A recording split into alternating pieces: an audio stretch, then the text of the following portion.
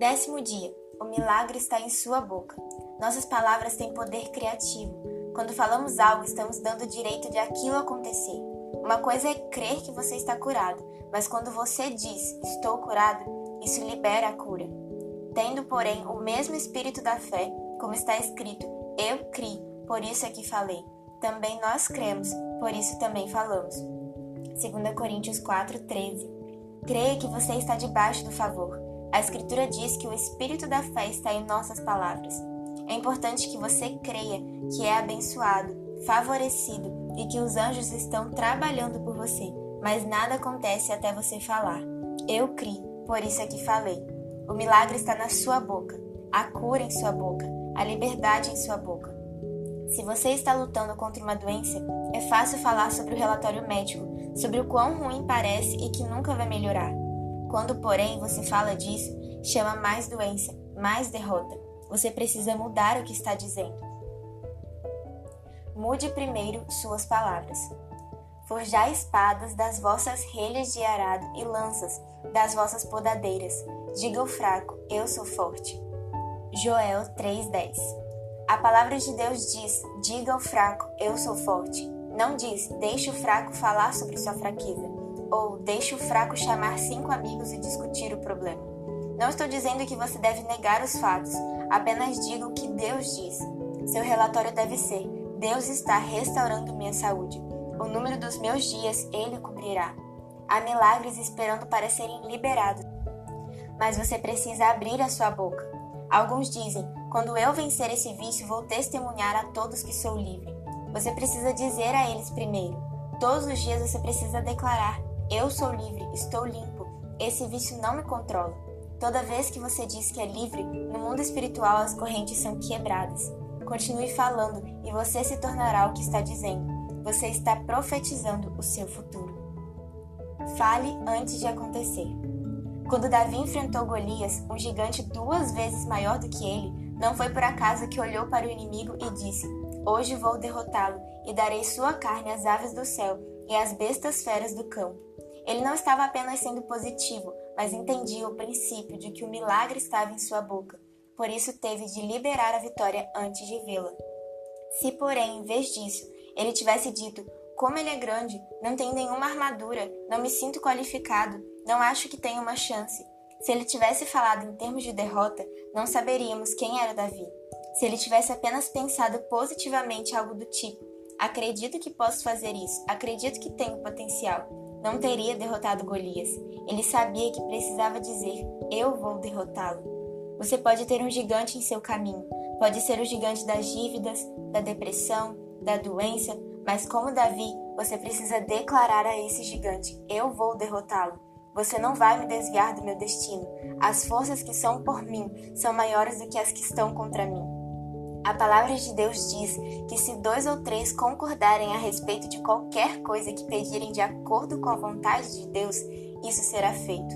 Há poder na concordância. Mas o que é interessante é que Davi não tinha ninguém para concordar com ele. Seus irmãos olhavam para ele e o achavam muito pequeno. Seu pai o via menor do que os irmãos.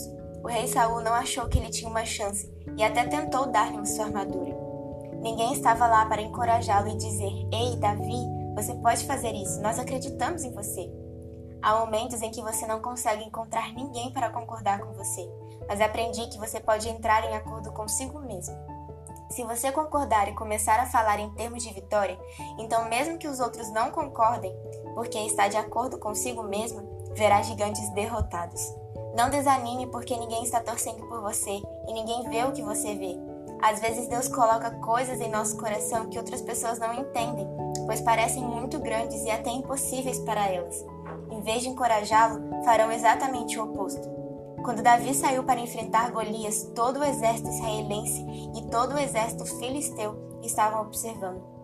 Ali estavam adolescentes sem treinamento militar, sem experiência, pequeno, parecido com um menino.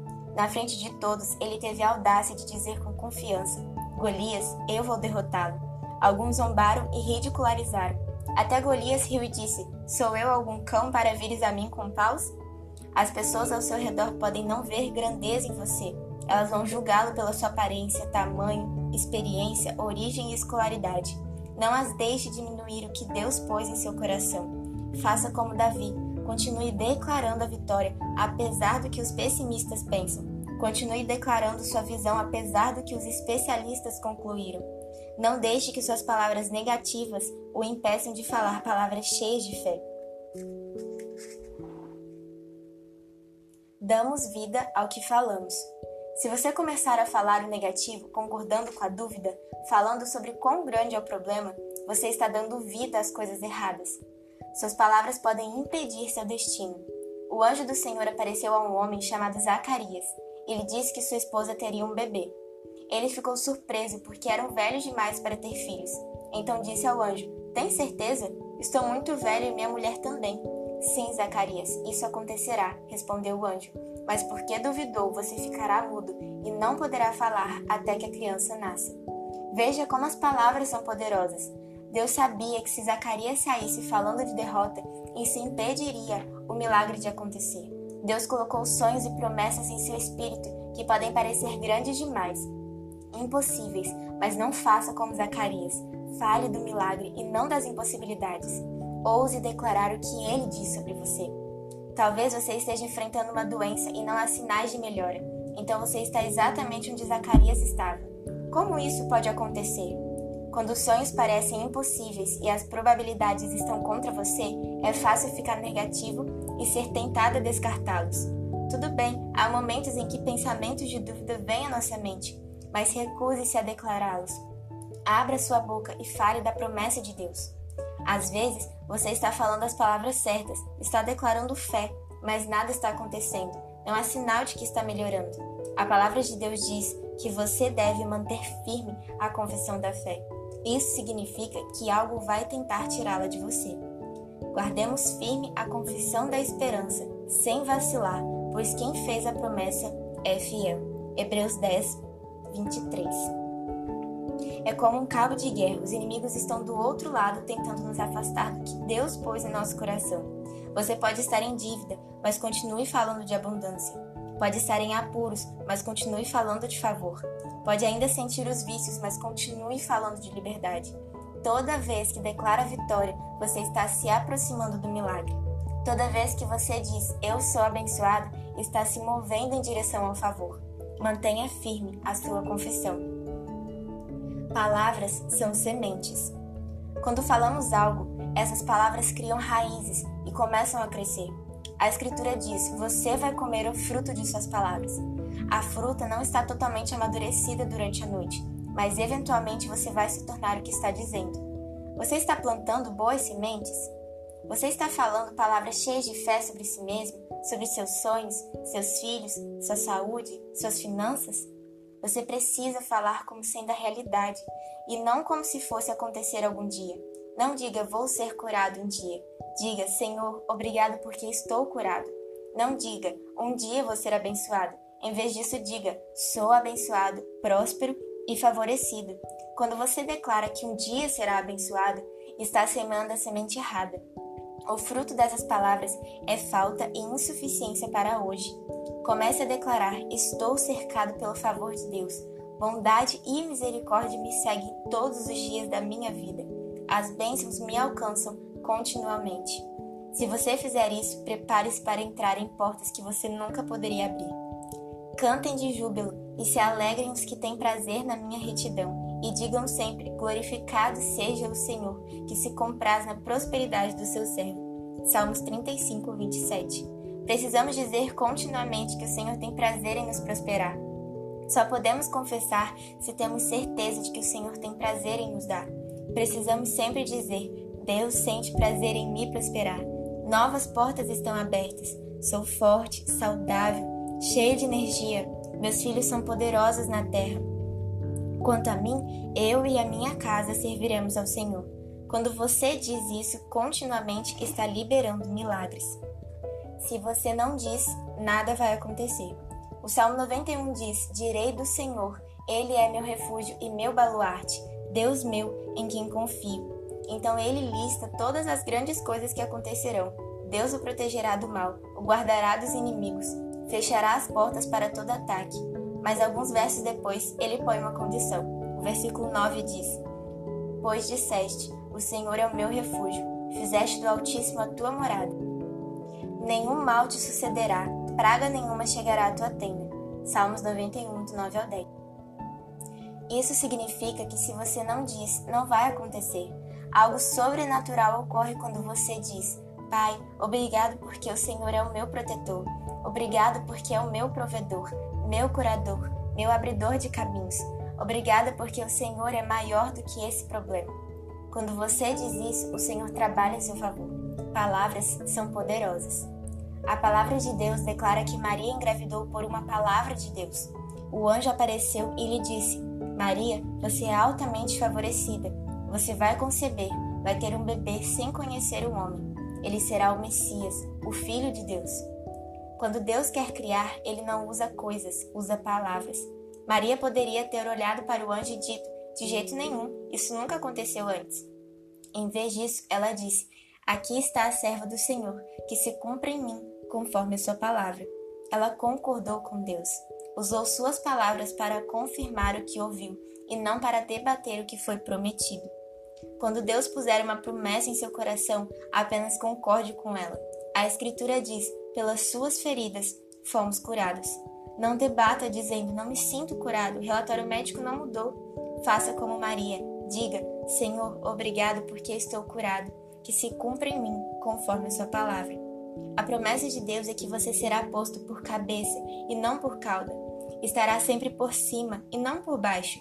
Não debata, apenas diga: Pai, obrigado por eu ter mais do que o suficiente. Obrigado por ter me abençoado para que eu possa ser uma bênção. Não é complicado, basta apenas concordar com Deus. Você não pode falar de derrota e ter vitória. Você não pode falar de necessidade e ter abundância. Você não pode falar de doença e ter saúde. O milagre está em sua boca. Em Gênesis 1, a terra estava sem forma e vazia. Deus disse: haja luz, e houve luz. Isso foi no primeiro dia da criação, mas foi apenas no quarto dia que Deus criou o sol e a lua. Isso significa que, durante 3 dias, não importa se foi um dia literal de 24 horas ou um dia com 1 milhão de anos, houve luz sem o sol ou a lua. Quando Deus fala, suas palavras são tão poderosas que as coisas vão acontecer, mesmo quando não há explicação. Como você pode ter luz sem uma fonte? Deus é sobrenatural. Quando Ele fala coisas sobre sua vida, elas podem não ser explicadas, mas já estão acontecendo. Deus vai falar coisas ao seu coração que não farão sentido para sua mente. Todo pensamento dirá: não tem jeito, você nunca vai ficar bom, você não pode alcançar esse milagre. Faça como Maria, entre em acordo com Deus. Ele pode lhe dar luz sem o sol, água sem chuva, cura onde não há fonte, sem nenhuma explicação natural. Se você concordar em seu espírito com o que Deus diz sobre você e não com o que a sua mente pensa, então Ele fará coisas incomuns, curativas, inovadoras, que você não pode explicar. Isso é Deus lhe dando luz sem o sol, fazendo as coisas acontecerem, mesmo quando não poderiam ter acontecido. Fale com a rocha. Quando os israelitas estavam indo para Canaã, eles estavam no deserto, sem água para beber. Então, Deus disse a Moisés que tirasse o seu cajado e batesse na rocha. Quando ele fez isso, a água jorrou. Sem nenhuma explicação, no meio do deserto, de repente eles tinham água limpa e fresca. 39 anos depois, eles estavam novamente no deserto, na mesma situação, sem água. Mas dessa vez, Deus disse a Moisés que falasse com a rocha. Ele, porém, pegou seu cajado e fez do jeito antigo. Bateu na rocha. A água saiu, mas Deus disse que porque ele desobedeceu e não falou com a rocha, não entraria na terra. Esse evento é simbólico. A primeira vez que Deus disse a Moisés para bater na rocha aponta para a antiga aliança, na qual o povo precisava trabalhar para ter a bênção de Deus. Precisava manter todas as leis e sacrifícios para cobrir seus pecados. Se eles não cumprissem todos esses requisitos, não seriam abençoados. Na segunda vez, Deus disse a Moisés que ele deveria falar com a rocha. Isso representa a nova aliança, na qual vivemos. Jesus é a rocha de onde a água da vida flui para a salvação, cura, liberdade e abundância. Uma vez que Jesus foi crucificado, a rocha já foi ferida e não pode ser ferida novamente. Hoje não precisamos mais bater na rocha. O preço já foi pago. Jesus foi crucificado. Agora, não precisamos trabalhar pela nossa salvação, nem tentar ser bons o suficiente para ganhar o amor de Deus e o seu perdão. A nova aliança não é baseada em obras, mas na graça. Você não precisa bater na rocha, apenas fale com ela. Declare sua cura, declare sua liberdade, declare que seus sonhos estão vindo. Jesus disse que se você tiver uma fé tão pequena quanto um grão de mostarda, ainda assim poderá mandar uma montanha se mover para o mar. Nada será impossível para você. Você já não está vivendo sob o antigo pacto, no qual era preciso bater na rocha, fazer tudo acontecer em sua própria força. Estamos vivendo sob uma aliança melhor.